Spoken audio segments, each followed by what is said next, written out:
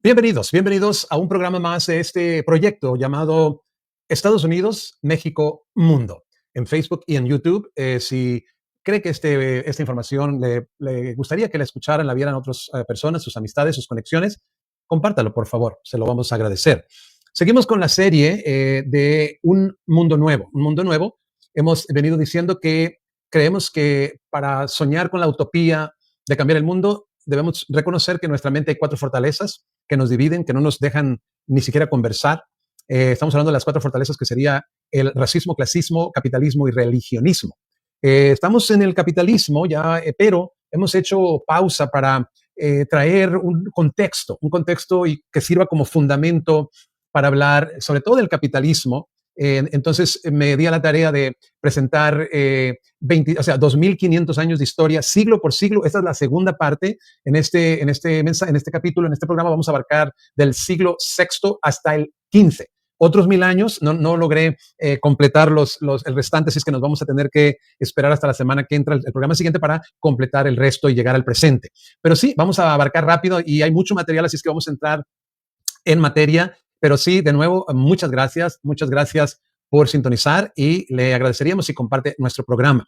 Muy bien, pues de nuevo estamos abarcando otros 10 siglos, que son 1.000 años de historia. Lo vamos a abarcar rápido, ojalá que a usted también le guste la historia, a mí me fascina, sobre todo porque estamos tratando de sacar la esencia de la historia para conectarla con este proyecto, que es básicamente el México de Morena y cambiar el mundo. ¿Tendrá algo que ver México con cambiar el mundo? ¿Tendrá algo que ver la historia, la mente con sus cuatro fortalezas para cambiar el mundo? ¿Tendrá algo que ver la otra línea, que es vivir en Estados Unidos? Estados Unidos, México, mundo, es una ecuación, es una fórmula y estamos tratando de traer toda esta información para aterrizar.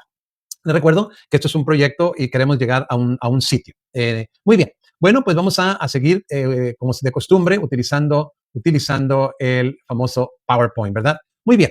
Vamos a repasar un poquito. Estamos hablando de sociedades en el capitalismo. Estamos en la categoría de geografía, países, imperios, contribuciones, siglo por siglo. Empezamos en el sexto antes de la era común y como ya repetimos, ya abarcamos 10 siglos y hoy vamos a abarcar otros 10. Simplemente para recordar que en el pasado, pues a partir del año 4000 antes de la era común, tenemos imperios como los sumerios, acadios, asirios, India, Pakistán, Egipto, Greta, Grecia, China, olmecas, mayas. Todo esto son imperios antiguos, ¿verdad? Y de ahí, pues empezamos a abarcar el sexto siglo antes de la era común. Hablamos de neobabilónica, Persia, Grecia, Atenas, Esparta, arte, filosofía, Macedonia, Alejandro Magno, Roma, avances, biblioteca, Egipto, China, el Imperio Romano, el cristianismo, la paz, los avances, otra vez el Imperio Romano, la Pax Romana, estabilidad, retos, inestabilidad, crisis, división, cristianismo, Constantino, religión oficial, cae Roma, surgen reinos, Iglesia Católica. O sea, esto es lo que hemos abarcado en el programa anterior. Se lo recomiendo si no le tocó mirar ese video.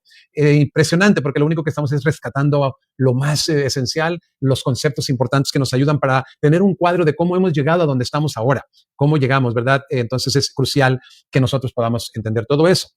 Muy bien, empecemos entonces con el siglo sexto, año 501 al 600 de la era común. Aquí vamos a ver algo de Roma, de los germánicos, de Bizantina, Asia y también de la fe. El siglo, ¿verdad? El siglo se fragmenta. En este siglo se fragmenta el Imperio Romano de Occidente. Surgen reinos germánicos, estamos hablando de francos, visigodos, ostrogodos y vándalos. En el oriente, que viene siendo el este, el Imperio bizantino florece bajo Justiniano I.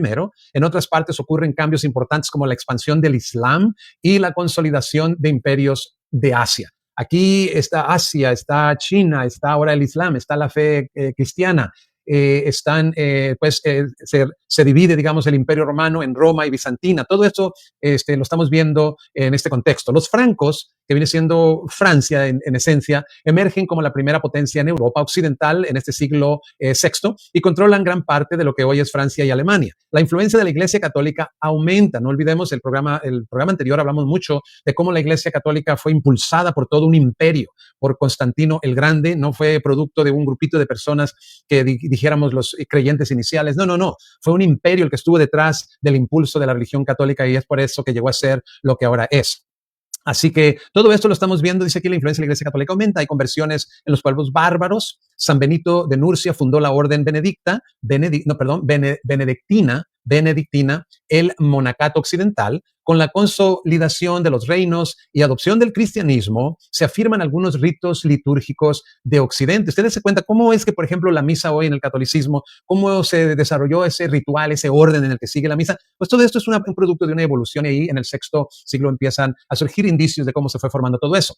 Aquí en el mismo siglo VI continuaron migraciones y asentamientos de pueblos bárbaros en Europa. Los pueblos bárbaros, no olvide eso, en Europa lo que provocó conflictos y cambios de territorio. El imperio bizantino, no olvidemos que este es el imperio romano, pero de Occidente, de Oriente, perdón, el Occidente es Roma, alcanzó su máximo esplendor bajo Justiniano I, quien intentó restaurar el antiguo imperio romano. Justiniano compiló el Código de Justiniano, algo importante, lo resaltamos, una obra jurídica que influyó en el desarrollo del derecho occidental, son leyes.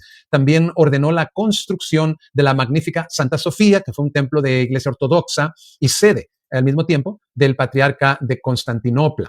Aunque el Islam no se consolidó hasta el siglo siguiente, el séptimo, sus orígenes se encuentran en este periodo, con la vida y enseñanza del profeta Mahoma. Ya empieza a surgir aquí en el sexto siglo el Islam, ¿verdad?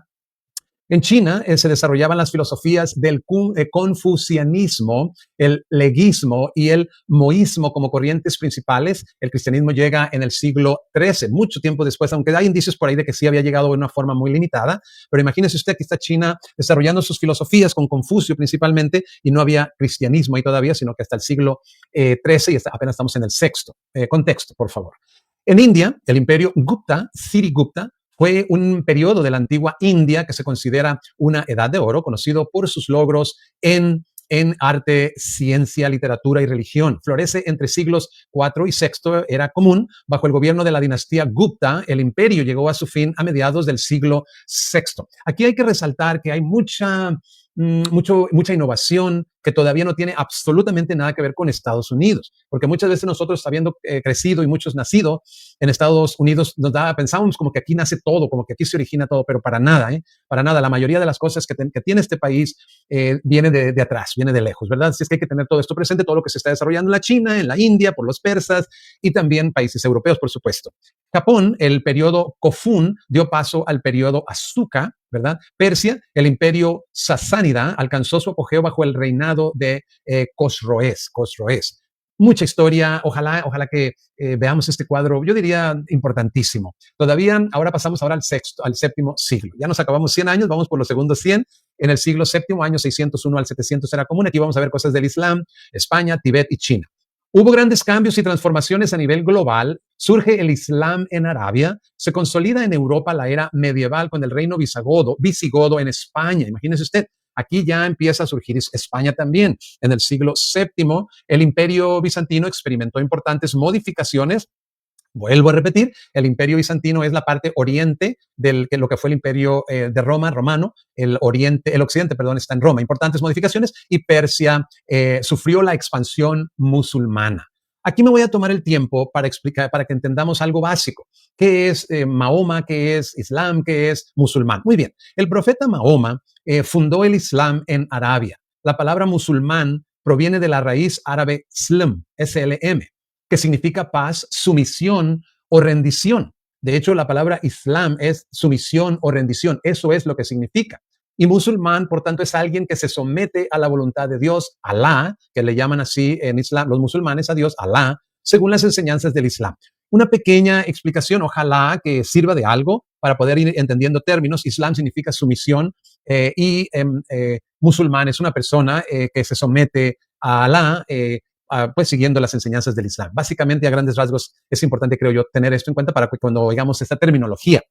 Los primeros imperios conquistados por los musulmanes, aquí es interesante, porque es interesante que después de que surge el Islam, esta religión de los musulmanes, empiezan a formar imperios. Usted pregúntese por qué, no lo voy a discutir por ahora, pero quiero pensar que ellos tenían algunas creencias que tenían la verdad, obviamente, y que por ende se quisieron esparcir a base de establecimiento de imperios a través de la guerra, obviamente. Los primeros imperios conquistados por los musulmanes tras la muerte de Mahoma fueron principalmente territorios del imperio bizantino, el persa, Sasánida, Siria, Palestina, Egipto y Persia. O sea, aquí hay que entender que los musulmanes empezaron a crecer, a establecer imperios a diestra y siniestra, que no se nos olvide. Muy bien, seguimos en el siglo VII. Llega el budismo a Tibet a través del matrimonio del emperador Songtsen Gampo, a través del emperador Songtsen Gampo, con princesas budistas nepalesas y chinas. Llega pues entonces ahora otro concepto, no solo Confucio, sino que estamos ahora ya hablando del budismo. Aquí dice Guangzhou en China se convirtió en importante puerto internacional. Mire bien, muchas veces dejamos de lado a China, pero dado el contexto actual en el siglo XXI, donde China se ha convertido en una potencia importante, por lo menos en lo económico, es importantísimo traer a China en este recorrido, no dejarlo de lado. Así es que ahí tiene usted. Ya desde el siglo VII se habla de un puerto internacional. ¿Qué le parece a usted? El reino visigodo de Toledo, esto en España, celebró varios concilios, lo que llevó a que este siglo sea conocido como el siglo de los concilios. Estamos hablando del siglo VII. El imperio bizantino sufre ataques árabes. Aquí venimos otra vez. No se le olvide quién es el imperio bizantino, la parte del imperio romano que se separa, ¿verdad? En Bizantia creo que se dice. Su emperador Heraclio reemplaza el latín por el griego como idioma oficial en el imperio bizantino, estamos hablando. En Europa occidental inicia la era oscura, estamos hablando en el lado de Roma, ¿verdad?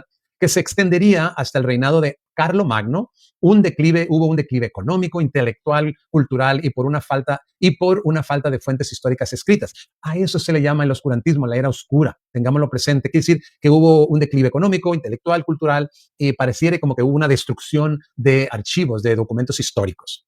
Este siglo vio el fin de la élite secular en Occidente. Este siglo vio el fin de la élite secular en Occidente al imponerse la influencia de la iglesia y la nobleza feudal. Aquí volvemos, la élite secular, el intelectualismo, vamos a llamarle, fue el fin. ¿Por qué? Porque se está imponiendo una influencia nueva, que es la iglesia y la nobleza. Muy bien, seguimos entonces, pasamos al siglo VIII. Vamos bastante bien, vamos rápido. En el octavo, año 701 a 800 era común. Aquí vamos a ver nuevamente al Islam, potencias, cristianismo y China. En este siglo, o mejor dicho, este siglo vio más expansión islámica, que no se nos olvide. Además, se consolida el imperio carolingio y surgen nuevas potencias en Europa y Asia. Es interesante ver el mundo porque había cambio de potencias. Si uno ve, por ejemplo, hay páginas de internet donde le muestran el mapa al paso de los siglos y cómo cambia el mapa. ¿Por qué? Porque se levantaban nuevos reinos, al rato los tumbaban, se levantaban otros y era una de eso, era una constante el levantamiento de reinos, tumbaban a unos, se levantaban otros, obviamente por cuestiones de tierras, de riquezas, ¿no? También ideológicas y también de religión, sin lugar a dudas, y esa es la esencia que debemos traernos hasta el presente, porque va a ser importantísimo. Muy bien, dice acá, este siglo vio más expansión islámica, además se consolida el imperio carolingio y surgen nuevas potencias en Europa y Asia. La península ibérica, que no se nos olvide que siempre que se habla de la península ibérica estamos hablando del área de España o de España, se transformó al ser conquistada ¿por quién? Por los musulmanes. Los musulmanes se establecen ahora en la península. ¿Qué les parece? Carlos Martel de Francia detuvo al avance islámico en la batalla de Poitiers. En el ámbito religioso, el auge del Islam impactó al cristianismo con la pérdida de territorios orientales, es decir, empezó a imponerse el Islam en lugares donde antes estaba era prominente el cristianismo. En el año 711, los musulmanes cruzaron el estrecho de Gibraltar. Este estrecho es un paso entre el mar Mediterráneo y el océano Atlántico que separa España de África, Marruecos, y derrotaron a los visigodos y establecieron el Emirato de Córdoba. ¿Qué le parece? Avanzan y avanza aquí el imperio islámico. Quisiéramos tomar también tiempo para explicar un poquito qué es un emirato y también qué es un califato, porque eso se habla mucho y es necesario tener un entendimiento sobre ello. Un emirato era un estado gobernado por un emir, que era una autoridad militar o administrativa. Califato era un estado gobernado por un califa, visto como sucesor de Mahoma y líder político y religioso musulmán. El emir y el califa eran dos puestos muy distintos, se les miraba muy distinto como lo acabamos de leer. Entonces el emirato era más pequeño y podía caber o ser parte de un califato o un estado independiente. Podía ser parte de un califato o un estado independiente. Muy bien, ahí tiene un poco de definición. Seguimos en el siglo VII con Carlomagno de Francia. Él consolidó un vasto imperio y fue coronado emperador por el Papa. Esto marcó el inicio del imperio carolingio. Aquí vamos a hacer un vínculo que se me acaba de ocurrir, vino a la mente ahora que veo esto. Por eso Francia y el catolicismo, ya desde acá, desde el siglo VII, hay un vínculo extremadamente fuerte, sólido, entre Francia y el catolicismo. Imagínese usted que el emperador fue puesto por el Papa. Ahí tiene la prueba. El reino inglés se dividió en 4 reinos dominantes y aquí también vemos, ya está surgiendo Francia, está surgiendo Inglaterra, no dilata por ahí Alemania, está surgiendo ahí la India. etcétera. Entonces están surgiendo todos estos países. El reino inglés se dividió en 4 reinos dominantes: Anglia Oriental, Mercia, Northumbria y Wessex. Esto dio inicio a la heptarquia. Heptarquia es Inglaterra durante la Edad Media. El mundo islámico se extendió hasta las fronteras de la India y alcanza su máxima expansión en Oriente. ¿Qué le parece? No sé si usted tenía esto presente, usted que nos escucha, que ve, que de repente oye esta información por primera vez, pero el imperio islámico se extendió bastantísimo, bastantísimo. Bien, entonces ahora la dinastía Tang en su apogeo fue un modelo cultural y artístico mundial. Obviamente estamos hablando de China, ya pues dejándose ver, ¿verdad? Un ejército árabe turco derrotó a los chinos en la batalla de Talas y aseguró así el control árabe en Asia Central. Ahí tiene usted. Seguimos ahora con el siglo noveno. Vamos muy bien. En el siglo noveno del año 801 al 900 era común, vamos a ver, vikingos, Francia, Inglaterra y más del Islam, ¿verdad? El siglo noveno, conocido como el siglo de los normandos, aquí es importante, más terminología, más conceptos importantes. Fue un periodo de invasiones vikingas. Estoy seguro que usted ha oído la palabra vikingos, ¿verdad? Pues aquí se asoman y dice aquí que fue un periodo de invasiones vikingas en Europa. La expansión del imperio carolingio y avances significativos en el mundo islámico, ¿verdad? Especialmente en matemáticas y ciencias. Ahí tiene usted. Los vikingos, también llamados normandos, vikingos normandos, Normandía, ¿se acuerda? Asolaron las costas de Gran Bretaña, Irlanda y Francia, atacando con frecuencia. Imagínense, aquí estamos hablando ya de un mundo, vamos a decir, anglosajón, cómo se va formando, ¿verdad? Gran Bretaña, Irlanda, Francia, ¿verdad? Tras la muerte de Carlomagno, su imperio fue dividido entre sus nietos, resultando en 3 reinos: Francia Occidental, Francia Media y Francia Oriental.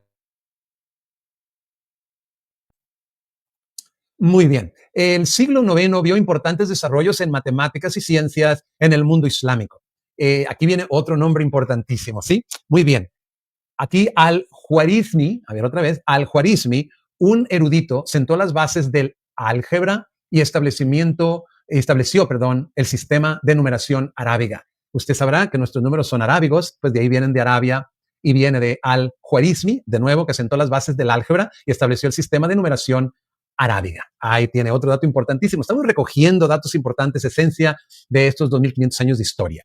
Seguimos todavía en el siglo noveno, el cristianismo. Aquí el cristianismo se expandió por Europa, especialmente en el imperio coralingio, Francia y sus alrededores. Usted verá en breve cómo el Islam y el cristianismo van a chocar en su momento, ya veremos cómo, y lo vamos a abarcar en este programa. Hubo un resurgimiento de la cultura y el aprendizaje en el imperio carolingio con un énfasis en la educación y las artes. Hay que tener presente que hay una especie de influencia, aunque la comunicación era mucho más limitada en aquel entonces, no era imposible que se supiera lo que pasaba en una parte del mundo y se aprendían cosas nuevas de lo que estaba sucediendo en otras regiones. Siempre ha sido así, siempre el conocimiento, la innovación, la tecnología siempre encuentra. ¿Y por qué encuentra siempre cabida y cauce, abre cauce para otros lugares? Porque siempre todo está relacionado con el dinero, digamos. Entonces, con el comercio, rutas de comercio, entonces por ahí encuentra su cauce y se comparte la innovación, etcétera. Tenemos aquí algo también de Mesoamérica, que es la parte acá de México, Centroamérica. En Mesoamérica, el Imperio Maya sufrió un colapso con el abandono de ciudades importantes como Tikal. Muy bien, simplemente para hacer la referencia que hay un paralelo, ¿verdad? Que están sucediendo cosas en otras partes del mundo. Egberto de Wessex unificó a los reyes ingleses bajo su mando, aunque las invasiones vikingas continuaron. Muy bien. Seguimos, ahora pasamos al siglo X del año 901 al 1000. Aquí vamos a ver nuevas potencias, feudalismo, vikingos. Este siglo es conocido como el siglo de hierro y marcó el fin de la era carolingia y el surgimiento de nuevas potencias políticas y dinásticas con importantes transformaciones sociales y económicas. Se observa un cambio del centro de poder en Europa, pasando de Francia a Alemania en el siglo X. ¿Qué le parece? Siglo X empieza a haber un cambio en el centro del poder, pasa a Alemania.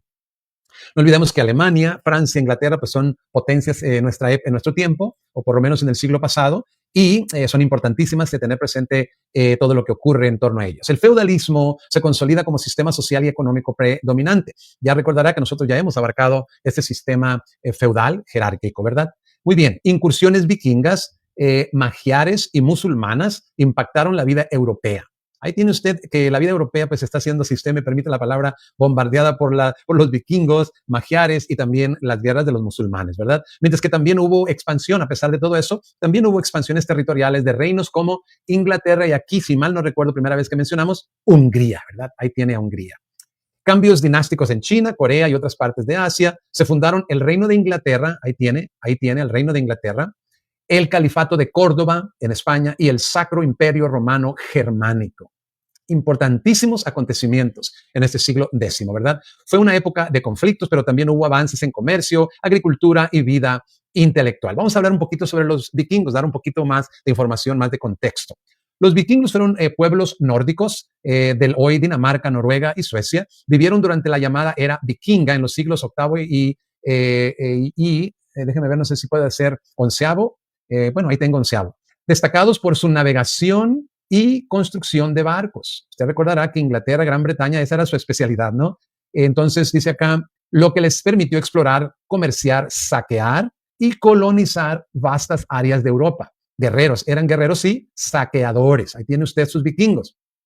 Así como también llegar a Islandia, Groenlandia y posiblemente América del Norte. Los vikingos eran también agricultores, pescadores, comerciantes y artesanos. Su sociedad estaba estructurada en diferentes clases sociales, desde esclavos hasta reyes, y tenían sus propias leyes, arte, arquitectura y religión nórdica antigua. Pues ahí está. En este siglo X voy a repasar algo rápido. En 907, el colapso de la Gran Moravia y fundación del Gran Principado de Hungría. También colapsó la dinastía Tang en China. En 911, asentamiento de los normandos en Normandía. En 927, unificación de los reinos anglosajones para formar el Reino de Inglaterra. En 929, dice Abderramán III se proclama califa, dando origen al Califato de Córdoba. En 962, nacimiento del Sacro Imperio Romano Germánico. En 979, reunificación de China bajo la dinastía Song. Y en 985, de la era común, descubrimiento de Groenlandia por los vikingos. Mucha historia, pero hay una esencia y creo que la estamos captando, que es lo bueno. Pasemos ahora al siglo XI, año 1001 al 1100. Aquí hay cruzadas, Iglesia Ortodoxa y Al-Ándalus. Al-Ándalus es la palabra. Siglo de cruzadas y profundos cambios y conflictos en Europa y otras partes del mundo. En Europa destacó este siglo por el gran cisma de la Iglesia. El gran cisma de la Iglesia cuando se separa, las cruzadas y la conquista normanda de Inglaterra. En la península ibérica, en el área de España, fue un siglo de transición al parecer. Los reinos de taifas, bando o ficción es lo que significa, taifas, y la llegada de los almorávides, la dinastía del norte de África. El gran cisma de la iglesia en 1054 marcó la división formal entre la iglesia católica romana y la iglesia ortodoxa griega. Perdón, este gran cisma no es el que acabo de mencionar hace ratito, sino este es. El gran cisma es una división entre la iglesia católica romana y la iglesia ortodoxa griega. Esta iglesia ortodoxa griega después va a ser hermana, si usted quiere, con la iglesia ortodoxa rusa, pero eso ya vendrá después. Inician las cruzadas de la iglesia católica. Ahora, aquí entra otro nuevo concepto en este siglo XI. Cruzadas, ¿qué son las cruzadas? Bueno, en la siguiente gráfica lo vamos a explicar. Pero aquí, en este siglo, inician las famosas cruzadas de la Iglesia Católica. ¿Por qué? Por el fervor religioso y la necesidad de recuperar la Tierra Santa o Tierra Santa de manos de ¿quién? De manos musulmanas. La primera cruzada tuvo un éxito en relativo. Vamos a explicar un poquito más qué son las cruzadas. Las cruzadas fueron iniciadas por el Papa Urbano II en 1095.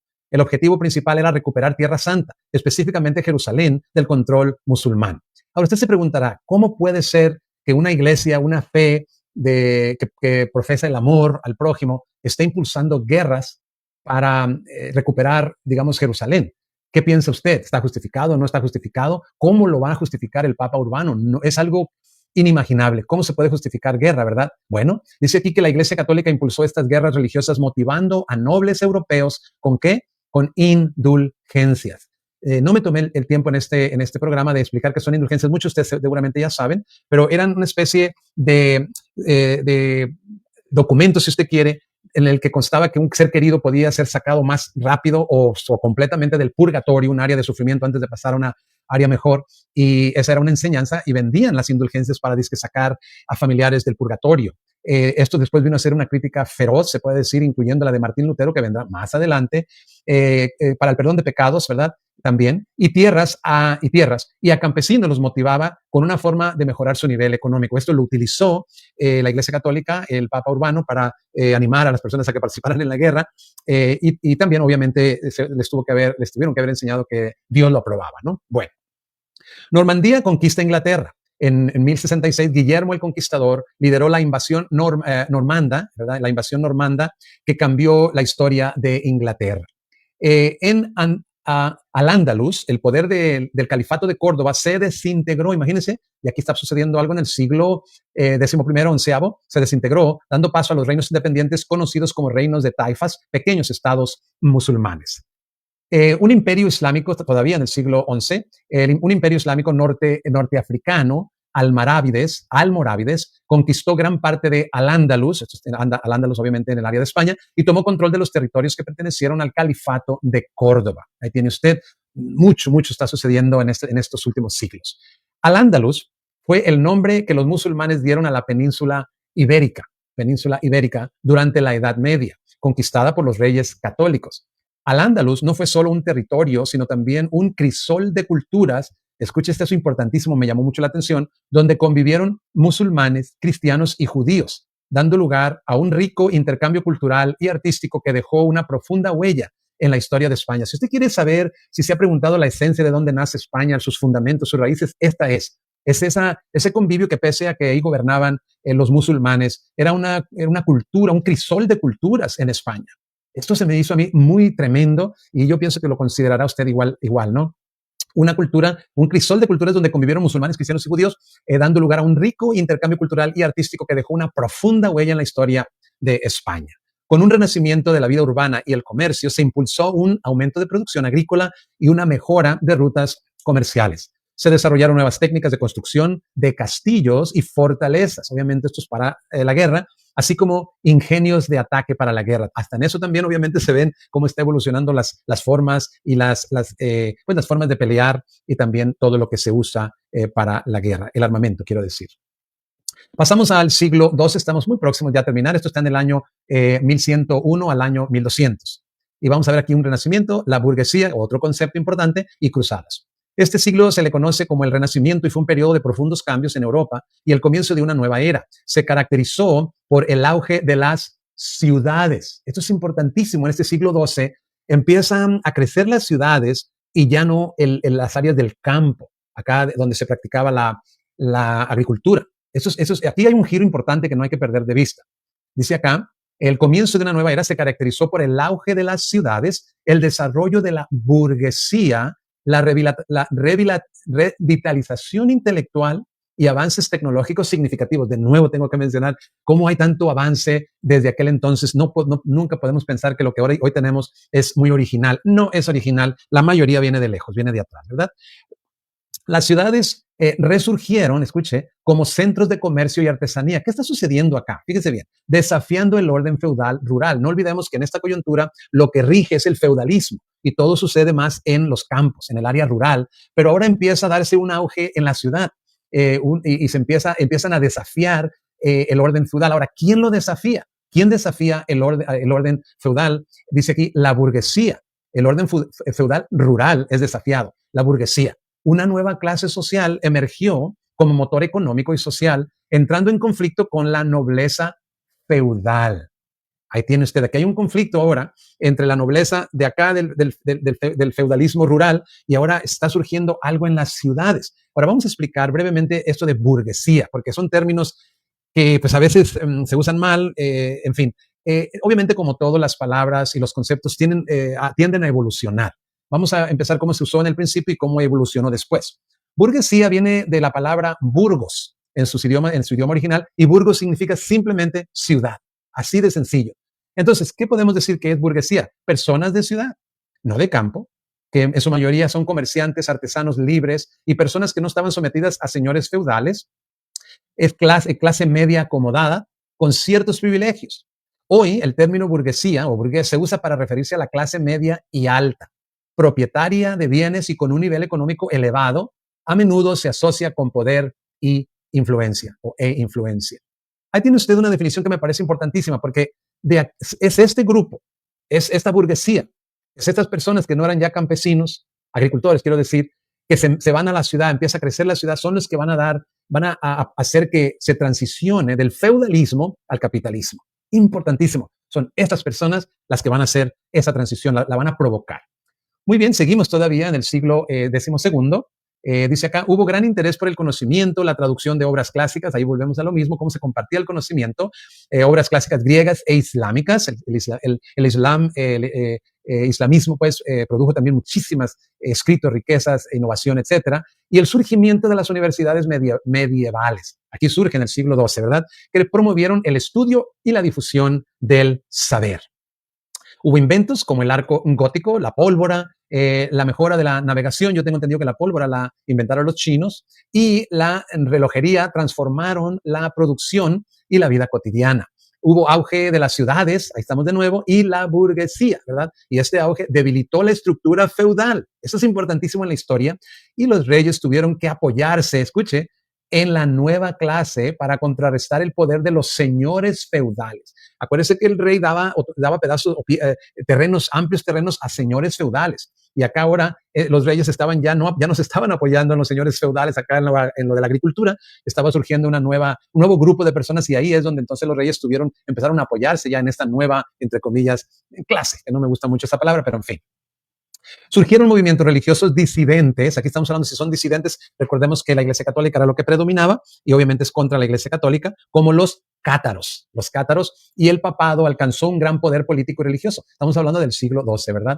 Y aquí vamos a explicar rápidamente qué son los cátaros. Los cátaros, conocidos como albigenses, fueron un movimiento religioso cristiano que floreció en el sur de Francia y al norte de Italia durante los siglos XII y XIII. Se les consideraba herejes por la Iglesia Católica debido a sus creencias dualistas. ¿Y qué significa eso? Ellos creían en un Dios bueno del mundo espiritual y en un Dios malo del mundo material. Su crítica a la Iglesia era la corrupción de la Iglesia y su énfasis en la pobreza y la vida espiritual. El Papa Inocencio III lanzó la Cruzada Albigense en 1209 para exterminarlos, y así sucedió. Muchos fueron ejecutados, quemados en la hoguera, un episodio trágico en la historia europea. El movimiento cátaro fue prácticamente aniquilado a mediados del siglo XIV, aunque su legado perduró en la memoria histórica. El siglo XII fue testigo de las cruzadas, campañas militares impulsadas por la cristiandad para recuperar Tierra Santa. Aquí vemos otra vez la cuestión de las cruzadas. Este periodo sentó las bases para el renacimiento y el humanismo de los siglos posteriores, con logros literarios y artísticos importantes. Y aquí voy a meter mi cuchara otra vez. Renacimiento y humanismo. ¿A qué hace alusión esto del humanismo? Simplemente que las personas empezaron a cuestionar lo que es la fe y lo que son los razonamientos. Y empezaron, como quien dice, a darle más énfasis a los razonamientos, lo cual indudablemente chocó con muchas de las creencias que ya tenían. A eso se refiere humanismo, en pocas palabras.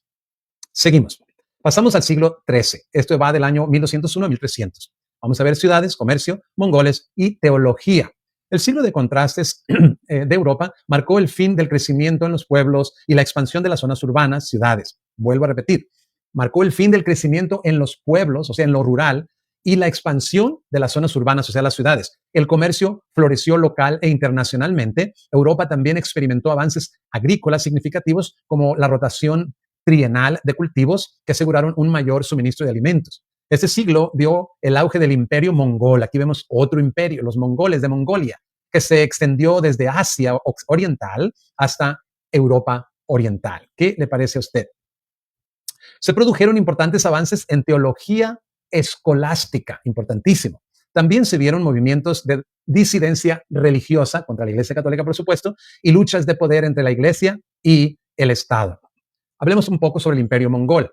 Mongol habla de Mongolia, obviamente, y está en Asia, ¿verdad?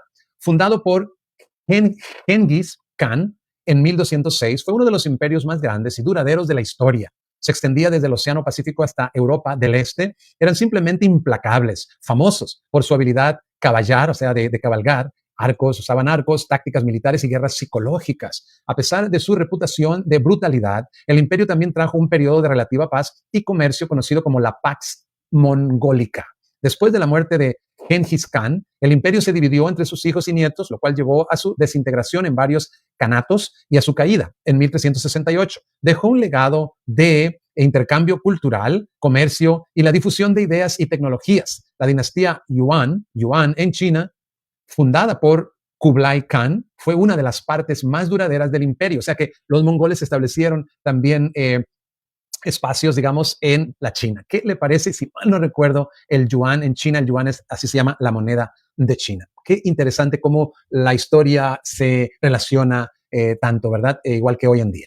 Estamos ya por terminar. Vamos a hablar un poquito sobre a qué se refiere teología escolástica, porque es importante también cuando hablé yo del humanismo. Cuando hay un cambio, empiezan a cuestionar la relación entre la fe y los razonamientos, ¿verdad? Muy bien. Teología escolástica fue un enfoque sistemático y académico de la teología, o sea, estudio de Dios, podemos decir que teología es el estudio de Dios, que floreció durante la Edad Media, especialmente en las universidades, caracterizada por buscar integrar la fe cristiana y la razón, utilizando la lógica y la filosofía aristotélica de Aristóteles. Imagínense usted esta coyuntura en la que quieren darle sentido a la fe a través de la filosofía de Aristóteles y entender un poquito más la fe, digamos, a luz de estas filosofías. Tomás de Aquino fue figura clave en este esfuerzo. Su obra principal fue la Suma Teológica. Se enfocaba en la doctrina cristiana y en preguntas filosóficas sobre la naturaleza de Dios, el ser humano, el mundo y la moral, utilizando la razón para analizar las escrituras, y la tradición. Alberto Magno fue un destacado maestro de Tomás de Aquino y un gran conocedor de la filosofía aristotélica. Buenaventura de Fidanza fue otro importante teólogo franciscano, conocido por su misticismo, eran místicos, y su enfoque en la experiencia. Aquí vemos fe, aquí vemos razonamientos, aquí vemos mística, experiencia espiritual, ¿verdad? Tantas cosas que en su momento, en la cuarta fortaleza de lo que yo llamo las cuatro fortalezas de la mente, que es religionismo, vamos a hablar de todo esto, de la religión. La teología escolástica influyó en el desarrollo de la filosofía moderna y en la forma en que se abordaba la teología, o más bien se aborda en la actualidad. Importantísimo. Solo nos quedan 2 siglos, estamos ya muy próximos. En el siglo XIV, del año 1301 al 1400, vemos la peste negra, guerra de 100 años y la iglesia. El siglo XIV fue un tiempo de grandes dificultades y cambios en Europa, y el Mediterráneo estuvo marcado por la peste negra, guerras como la guerra de los 100 años, crisis económicas y sociales y conflictos religiosos como el cisma de Occidente, y también se dio la transición a la edad moderna. La peste negra, ¿qué fue? Fue una pandemia que se dio en Europa, Asia y África. Fue una bacteria llamada Yersinia, transmitida mediante pulgas a través de rutas comerciales. Murieron entre 75 y 200 millones de personas. ¡Qué barbaridad!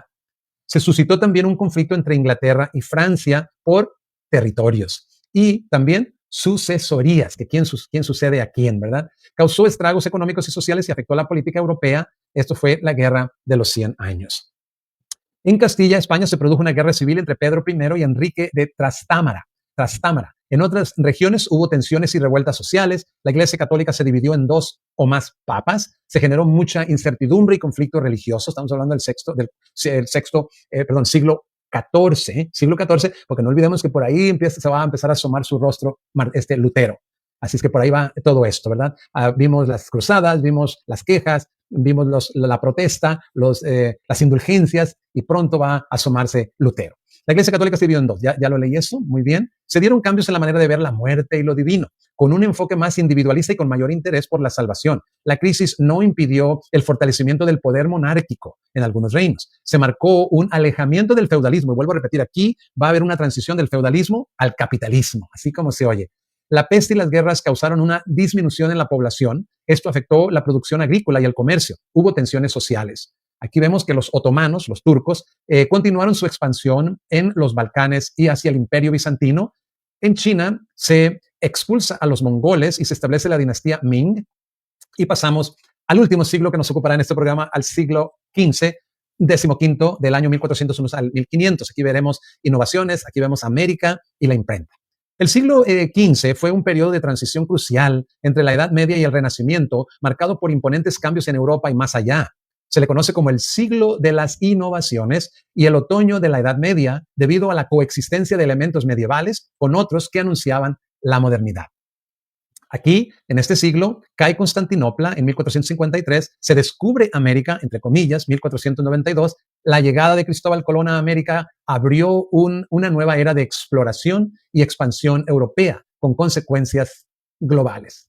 No deja de ser algo grandísimo lo que sucede ahí, bien, mal, ya lo veremos, algunos ya tendrán sus opiniones, pero fue algo muy grande lo que acaba de suceder aquí en el año 1492, siglo XV, con Cristóbal Colón, con las Américas, ¿verdad? Muy bien, surge nueva forma de pensar centrada en el ser humano, humanismo. O sea, aquí hay este punto es importantísimo porque las personas estaban, se podría decir que controladas por la Iglesia Católica en su forma de pensar y empiezan a pensar, yo diría, por sí mismos, empiezan a usar razonamientos, empiezan a cuestionar la fe, en pocas palabras, y por ahí va la cosa. También resurgió el interés por la antigua clásica, o sea, el Renacimiento. Aquí hay algo importante. Gutenberg inventa la imprenta, lo cual revolucionó la forma en que se difundía el conocimiento. Hubo otros inventos como la brújula y el astrolabio, creo que es el astrolabio, los cuales impulsaron la navegación y la exploración. En Europa se fortalecieron los poderes centrales y se unificaron territorios, como en España, con la unión de Castilla y Aragón, ¿verdad? Los reyes de Castilla y Aragón. Se da esa unión en el siglo XV. Hubo auge, mercantilismo y tensiones sociales y revueltas campesinas. Acuérdense que aquí es ahí la transición del campo a la ciudad, así como se oye. Muy bien, hemos llegado al final del programa de hoy. Ojalá que lo considere, pues que vale la pena, ¿verdad? Que vale la pena hacer estos recorridos con la idea de traer la esencia de la historia para conectarla al presente y así entender mejor cómo llegamos acá y también de llegar a la utopía o ver cómo podemos darnos ese lujo de pensar en la utopía de cambiar el mundo. Pásala muy bien entonces, nos vemos en el próximo programa.